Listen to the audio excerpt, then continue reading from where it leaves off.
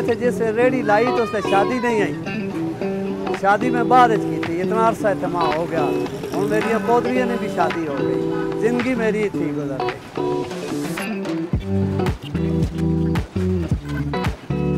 50-52 साल हो गया ये काम असां शुरू किए हैं। पहलो मैं काम कर रहा हूँ गंज मंडी, उस पर एक आने ना गिलास बेचना, फिर मैं पुल ते रेडी लाइए चकले वाले पुल पे।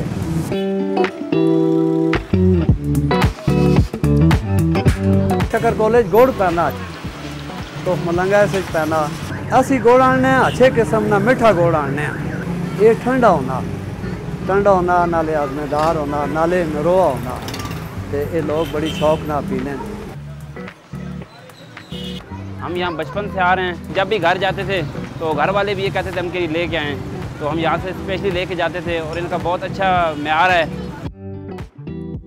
और ये बड़े लोग दूर दूर खड़ने हैं, छापना पा के कोई बोतलों लै जाने, दुकानों से लै जाने, दूसरे शहरों लै जाने। बस ये जो असा निज़ाम सोना अल्लाह करना।